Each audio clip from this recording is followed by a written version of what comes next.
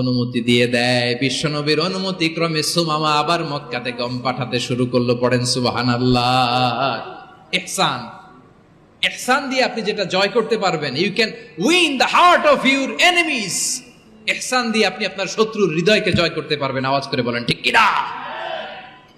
এজন্য আল্লাহ বললেন, ওয়া আনফিকু ফি সাবিলিল্লাহি ওয়া লা তুলকু বিআইদিকুম ইলাত তাহলুকা ওয়া আহসিনু ইন্নাল্লাহা ইউহিব্বুল মুহসিনিন।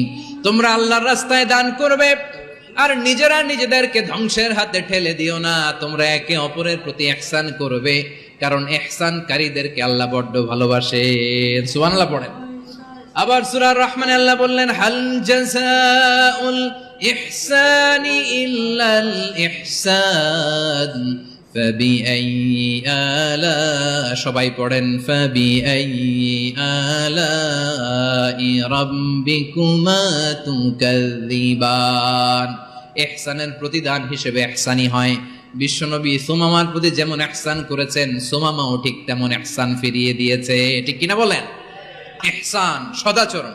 ইহসান দুই ধরনের প্রিয় ভাইরা, ইহসান ফিল ইবাদা, ইহসান ফিল মুআমালা।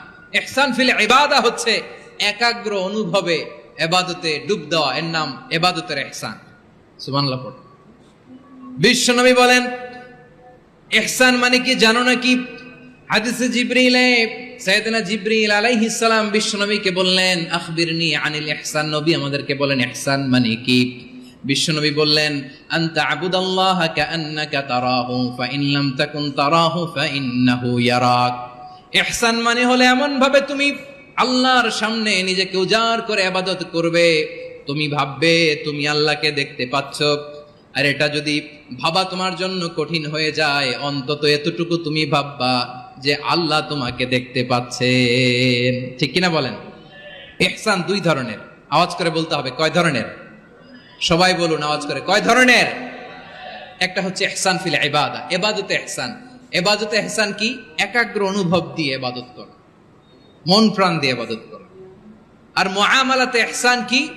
সব কাজে, দৈনন্দিন কাজে, কর্মে, সামাজিক অ্যাক্টিভিটিতে কোমলতা প্রদর্শন করা, অনুগ্রহের সাথে সবকিছু করা। আল্লাহ তাআলা, ইন্নাল্লাহা তাবারাকা ওয়া তাআলা কাতাবাল ইহসানা আলা কুল্লি শাই, তিনি সব কিছুর ব্যাপারে